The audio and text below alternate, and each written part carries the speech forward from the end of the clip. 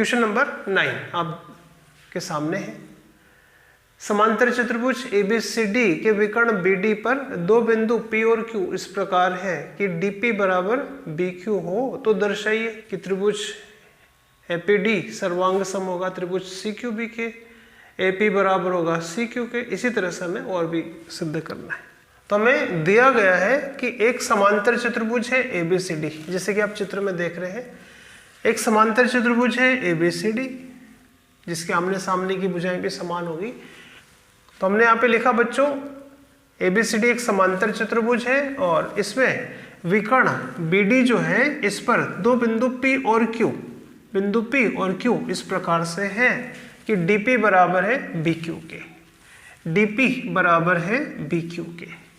तो हमें सिद्ध करना है फर्स्ट में कि त्रिभुज APD सर्वांग सम होगा त्रिभुज APD, ये वाला त्रिभुज APD सर्वांग सम करना है हमें त्रिभुज CQB के, त्रिभुज CQB के। तो हमें इस वाले त्रिभुज को सर्वांग सम करना है इसके। हमें बताना है कि ये दोनों त्रिभुज आपस में सर्वांग सम है। ठीक है बच्चों, तो हमने यहाँ पे लिखा दिया है ABCD एक समांतर चतुर्भुज है और इसमें DP बराबर है PQ के। हमें सवाल में दिया गया है कि DP और BQ दोनों आपस में बराबर है। हम यहाँ पे सिद्ध करेंगे इसका, पहले सिद्ध करेंगे फर्स्ट और सेकंड वाला। तो फर्स्ट में हमें सिद्ध करना है कि त्रिभुज APD, त्रिभुज ये वाला APD सर्वांग सम करना है त्रिभुज CQB के।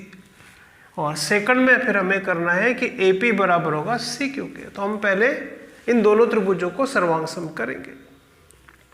तो इस प्रकार बच्चों हमने लिखा दोनों त्रिभुजों को सर्वांग सम करने के लिए कि इन दोनों त्रिभुजों में कौन कौन सी बातें बराबर है। तो हमने पहले लिखा AD बराबर है BC के, इस त्रिभुज की भुजा AD इस त्रिभुज की भुजा BC के बराबर है क्योंकि ये समांतर चतुर्भुज की सम्मुख भुजाएं हैं। समांतर चतुर्भुज की सम्मुख भुजाएं बराबर होती है। दूसरा DP बराबर BQ है, इस त्रिभुज की भुजा DP इस त्रिभुज की भुजा BQ के बराबर है क्योंकि हमें सवाल में दिया गया है। थर्ड है ना, जैसे कि आपको पहले भी वीडियो में बताया कि जब दो रेखाएं समांतर होती है और उनको तिर्यक रेखा काटे तो ये वाला कोण इस वाले कोण के बराबर होगा। ऐसे कोणों को हम कहते हैं एकांतर कोण। तो यहाँ AD समांतर है CQ के, AD समांतर है BC के और ये तिर्यक रेखा है, मतलब ये वाला कोण इस वाले कोण के बराबर आएगा। तो हमने यहाँ पे लिखा ये वाला कोण इसका नाम है ADP, ADP बराबर होगा कोण CQB के। तो इस तरह से इन दोनों त्रिभुजों में ये तीन बातें बराबर है। तो हम कह सकते हैं कि इसीलिए त्रिभुज APD सर्वांग सम होगा त्रिभुज CQB के। कौन सा नियम लगेगा? तो यहाँ पर हमने दो तो भुजाएं ली है और एक उनके बीच का कोण लिया है ना। जैसे कि आप इस त्रिभुज की बात करें तो इसमें हमने दो तो भुजाएं ली है और उनका बीच का कोण लिया, उसमें भी ऐसे ही किया। तो दोनों त्रिभुज आपस में सर्वांग सम होंगे भुजा कोण भुजा नियम से। तो ये तो हो गया बच्चों फर्स्ट कि हमें सर्वांग सम करना था, तो ये तो फर्स्ट हो गया। अब सेकंड में हमें बताना है कि AP बराबर CQ, सिद्ध कीजिए कि AP बराबर CQ है। तो आप देख रहे हैं कि यहाँ पर इस त्रिभुज की भुजा है एक AP और इस त्रिभुज की भुजा है CQ। तो जब हमने दोनों त्रिभुजों को आपस में सर्वांग सम कर दिया तो इस त्रिभुज की भुजा AP इस त्रिभुज की भुजा CQ के हम बराबर लिख सकते हैं। इसीलिए AP बराबर होगा CQ के, क्योंकि सर्वांग सम त्रिभुजों के संगत भाग बराबर होते हैं। जब हमने दोनों त्रिभुजों को सर्वांग सम कर दिया तो इसकी जो भुजा होगी AP वो इस त्रिभुज की भुजा CQ के बराबर होगी। तो बच्चों ये तो था फर्स्ट और ये था सेकंड। अब हम सिद्ध करेंगे बच्चों इसका थर्ड और फोर्थ। क्या सिद्ध करना है थर्ड और फोर्थ में? हमने यहाँ पे लिखा हमें सिद्ध करना है कि त्रिभुज AQB सर्वांग सम है CPD के। चित्र में देखिए त्रिभुज AQB सर्वांग सम करना है CPD के। तीन बातें बराबर करेंगे। इन दोनों त्रिभुजों को सर्वांग सम करने के लिए बच्चों एक तो त्रिभुज है AQB, एक त्रिभुज है CPD। AQB CPD को सर्वांग सम करने के लिए इनमें जो बातें बराबर है वो है AB बराबर है CD के। इस त्रिभुज की भुजा AB के ए बी जो है वो उस त्रिभुज की भुजा सी डी के बराबर है। क्यों? क्योंकि ये समांतर चतुर्भुज है और समांतर चतुर्भुज की सम्मुख भुजाएं बराबर होती है। इसी तरह से दूसरी बात, इस त्रिभुज की भुजा बी क्यू इस त्रिभुज की भुजा पी डी के बराबर है या डी पी के बराबर है, ये हमें सवाल में दिया गया है। थर्ड, अब हम जैसे ये वाला अपन ने लिखा है तो यहाँ ये दो समांतर रेखाएं हैं, ये दो समांतर रेखाएं और ये तिर्यक रेखा है, तो ये वाला कोण इस वाले कोण के बराबर होगा। ऐसे कोण कहलाते हैं एकांतर कोण। तो इस तरह से इन दोनों त्रिभुजों में भी तीन बातें बराबर हो गई, जिनमें दो तो भुजाएं हैं और एक कोण है। तो हम कहेंगे इसीलिए त्रिभुज ए क्यू बी सर्वांग सम होगा त्रिभुज सी पी डी के, तथा नियम लगेगा भुजा कोण भुजा नियम, क्योंकि इन दोनों त्रिभुजों को बराबर करने के लिए, सर्वांग सम करने के लिए हमने दो भुजाएं ली हैं और उनके बीच का कोण लिया है। तो इस तरह से ये होता है बच्चों, थर्ड वाला सिद्ध होता है। तो ये हमें थर्ड में प्रूव करना था। फोर्थ ये है कि ए क्यू सिद्ध कीजिए कि सी पी के बराबर है।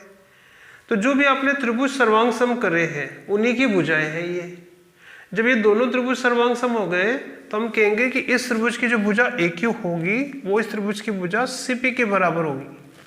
तो फोर्थ हम डायरेक्ट कह सकते हैं कि ए क्यू भुजा और सी पी आपस में बराबर होगा, क्योंकि दोनों त्रिभुज आपस में सर्वांग सम है और सर्वांग सम त्रिभुजों की संगत भुजाएं बराबर होती है। ए क्यू बराबर होगी सी पी के, क्यू बी बराबर होगी पी डी के, ए बी भुजा बराबर होगी सी डी के। तो ये थर्ड और फोर्थ था बच्चों। अब हम सिद्ध करेंगे फिफ्थ।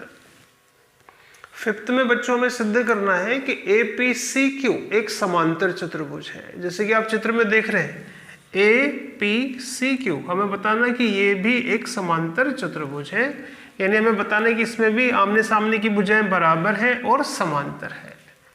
फिफ्थ है बच्चों कि हमें सिद्ध करना है कि ए पी सी क्यू एक समांतर चतुर्भुज है। इसके लिए हम पहले ये दर्शाएंगे कि ये त्रिभुज इस त्रिभुज के सर्वांग सम है। तो इन दो त्रिभुजों को हम ले रहे हैं ए पी क्यू और सी पी क्यू। चित्र में देखिए ए पी क्यू और सी पी क्यू को हम सर्वांग सम करेंगे। क्या क्या बातें इनमें बराबर है? तो ए पी बराबर है सी क्यू के, इस त्रिभुज की भुजा ए पी इस त्रिभुज की भुजा सी क्यू के बराबर है। क्यों? क्योंकि हमने सिद्ध किया है, पहले सेकंड में सिद्ध कर दिया इसको। दूसरी बात, ए क्यू बराबर है सी पी के, ए क्यू बराबर है सी पी के या पी सी के, ए क्यू बराबर है सी पी के, ये भी हमने यहाँ फोर्थ में सिद्ध किया था अभी। और तो इस तरह से इस त्रिभुज की ये भुजा इस त्रिभुज की इस भुजा के बराबर है, ये वाली भुजा इसके बराबर है। और ये आप देख रहे हैं कि दोनों त्रिभुजों में, चाहे वो ये त्रिभुज हो या ये हो, दोनों में कॉमन आ रही है। तो हम कहेंगे कि दोनों त्रिभुज सर्वांग सम है। अब जब त्रिभुज सर्वांग सम हो गया ए पी क्यू और ये दूसरा त्रिभुज जब सर्वांग सम है तो हम कहेंगे कि इस त्रिभुज का ये वाला कोण इस त्रिभुज के इस वाले कोण के बराबर होगा। तो इस त्रिभुज का कोण ए पी क्यू बराबर होगा इस त्रिभुज के कोण सी क्यू पी के। और ये जो कोण है बच्चों, आप देखिए कि ये जेड का शेप बनाते हैं, ये जेड की शेप में आ रहे हैं। तो जब कोई कोण जेड की शेप में आते हैं तो ऐसे कोणों को हम कहते हैं एकांतर कोण। और जब भी एकांतर कोण बनेंगे तो उसमें ये रेखा इस रेखा के समांतर होती है। तो ये कोण हमने सिद्ध किया कि इसके बराबर है, अतः ये रेखा इस रेखा के समांतर होगी। एकांतर कोण तभी बनते हैं जब रेखाएं समांतर हो। तो यहां AP समांतर होगा QC के। तो AP और CQ बराबर भी है और समांतर भी है। तो अगर किसी चतुर्भुज के अंदर भुजाओं का एक जोड़ा समांतर भी हो बराबर भी हो तो हम ऐसे चतुर्भुज को कह सकते हैं कि ये है एक समांतर चतुर्भुज। तो हम कहेंगे कि APCQ एक समांतर चतुर्भुज है। तो इसीलिए हम कह सकते हैं कि APCQ एक समांतर चतुर्भुज है। तो ये ध्यान रखिए कि अगर किसी चतुर्भुज में भुजाओं का एक जोड़ा भुजाओं का एक जोड़ा अगर बराबर भी है और समांतर भी है तो ऐसे चतुर्भुज को हम कहते हैं समांतर चतुर्भुज। जैसे कि यहाँ पे था कि AP बराबर QC भी था और AP समांतर QC के भी है, तो हम कह सकते हैं कि ये एक समांतर चतुर्भुज होगा। ठीक है बच्चों, क्वेश्चन नंबर 10, ABCD एक समांतर चतुर्भुज है। AP तथा CQ शीर्ष A तथा C पर C से विकर्ण BD पर लंब है, तो दर्शाइए कि सिद्ध करना है कि त्रिभुज APB सर्वांग सम है त्रिभुज CQD के। और सेकंड में हमें सिद्ध करना है कि AP, ये वाली जो भुजा है AP बराबर होगा CQ के। ठीक है बच्चों, तो ये सिद्ध करने के लिए हमने त्रिभुज APB लिया है और एक त्रिभुज CQD में देखेंगे।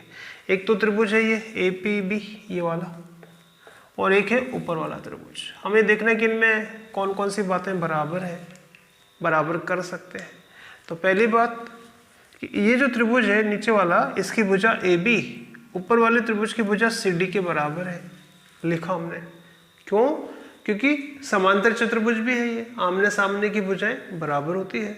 दूसरी बात, सवाल में लिखा रहा कि AP लंब है BD पर, यानी यहाँ 90 डिग्री का कोण होगा, और CQ भी लंब है किस पर? BD पर, तो ये भी 90 का कोण है ना। इसमें ये कोण 90 का है, इसमें ये कोण 90 का है, तो दोनों में के कोण 90 के हैं। तीसरी बात कि जब दो रेखाएं समांतर हो और उनको तिर्यक रेखा काटे तो जेड की आकृति में बने जो कोण होते हैं, जैसे कि एक तो ये वाला कोण इस वाले कोण के बराबर आएगा। ये दोनों रेखाएं समांतर है और ये तिर्यक रेखा है, तो ये वाला कोण इस वाले कोण के बराबर आएगा। तो हमने यहाँ लिखा कोण, ये कोण ABP, ये वाला कोण ABP, ऊपर वाला कोण CDQ के बराबर आएगा। ठीक है बच्चों, तो हमने यहाँ पे लिखा क्योंकि ये है एकांतर कोण। तो इस प्रकार इनमें ये तीन बातें बराबर है, तो हम कहेंगे कि ये दोनों त्रिभुज आपस में सर्वांग सम होंगे, लिखा हमने। नियम लगाया कि भाई हमने दो तो कोण लिए और एक भुजा ली है, तो यहाँ नियम लगेगा कोण भुजा कोण नियम। यहाँ पर हमें ऐसे लिखना होगा कि भाई कौन सा सर्वांग समता का नियम हमने काम में लिया, तो ये है एंगल साइड एंगल, या हिंदी में बोले तो कोण भुजा कोण नियम। तो ये फर्स्ट वाला हो गया। सेकंड में हमें सिद्ध करना था कि AP CQ के बराबर है, बताइए। AP और CQ, AP तो ये है, CQ ये है, तो इन्हीं त्रिभुजों की भुजाएं हैं जिन्हें हमने अभी सर्वांग सम किया है। तो हम कहेंगे कि इस त्रिभुज की भुजा AP इस त्रिभुज की भुजा CQ के बराबर होगी, क्योंकि जब त्रिभुज बराबर हो जाएंगे तो उनके संगत भुजाएं भी बराबर होती है। ठीक है, तो हम कहेंगे सिपिसिटी से सर्वांग सम त्रिभुजों के संगत भाग बराबर होते हैं, इसलिए AP CQ बराबर